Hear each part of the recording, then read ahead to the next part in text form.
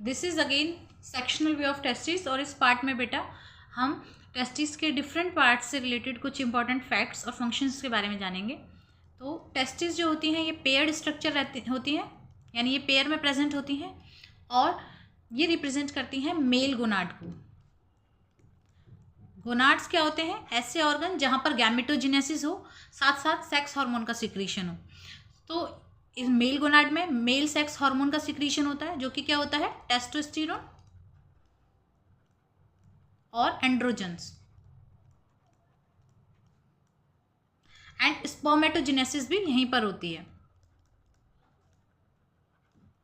इसी वजह से जो गोनाड्स होते हैं उनको हम प्राइमरी सेक्स ऑर्गन भी कहते हैं। So these are primary sex organs.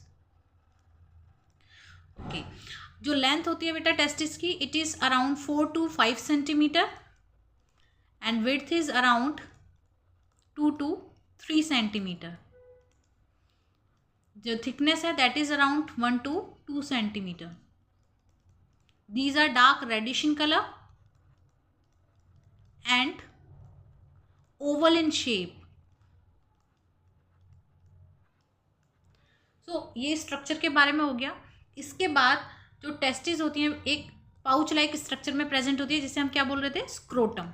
अब जो स्क्रोटम होता है बेटा, ये जो नॉर्मल इंटरनल बॉडी टेम्परेचर होता है ह्यूमन बींग का, विच इज़ 37 डिग्री सेल्सियस, उससे around 2 to 2.5 degree Celsius come temperature maintain करके रखता है, लो टेम्परेचर मेंटेन करके रखता है।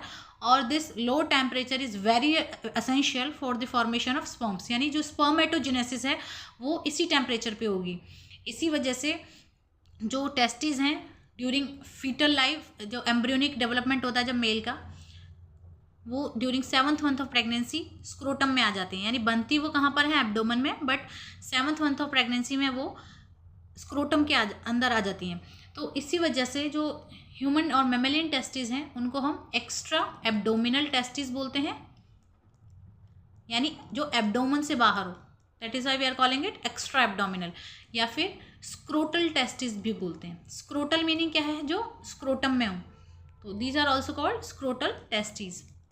ओके, अब बात करते हैं लेडिक सेल्स की। लेडिक सेल्स को हम इंटरस्टिशियल सेल्स भी बोलते हैं, एंड दीज लेडिक सेल्स और इंटरस्टिशियल सेल्स ही हैं जो क्या प्रोड्यूस करती हैं? टेस्टोस्टेरोन हार्मोन, जो कि मेल सेक्स हार्मोन होता है। ओके, लेकिन जो ये लेडिक सेल्स होती हैं या इंटरस्टिशियल सेल होती हैं, ये under the influence of LH hormone testosterone का सिक्रीशन करती है। यानी जो LH हार्मोन है उसके इन्फ्लुएंस में ये सिक्रीशन करेंगी, और LH की फुल फॉर्म क्या होती है? Luteinizing hormone.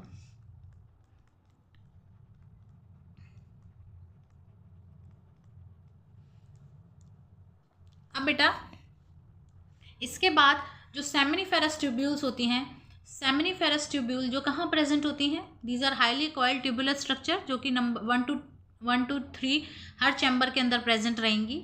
और ये सेमिनिफेरस ट्यूब्यूल्स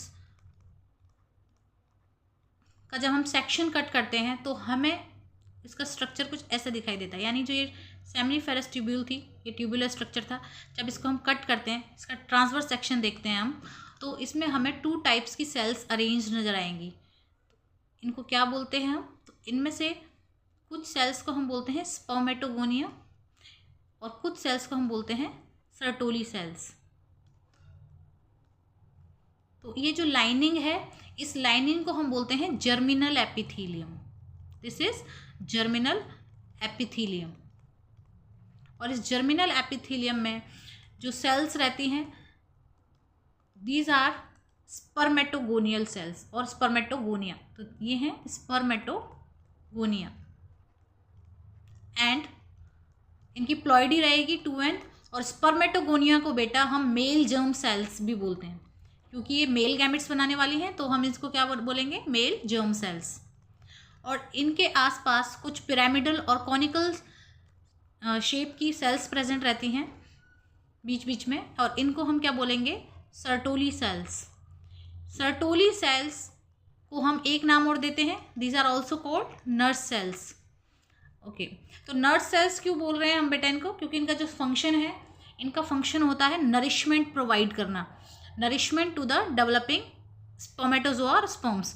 तो इसी वजह से इनको हम नर्व सेल्स भी बोलते हैं। तो जर्मिनल एपिथेलियम में ये दो टाइप, ये जर्मिनल एपिथेलियम हो गई लाइनिंग, जिसको जो सेमिनिफेरस ट्यूब्यूल्स को लाइन करके रखती है, और इसके अंदर दो टाइप की सेल्स हो गई, सर्टोली सेल्स जिन्हें हम नर्व सेल्स भी बोलते हैं, एंड स्पर्मेटोगोनिया और जर्म सेल्स जो कि स्पर्म्स बनाएंगी।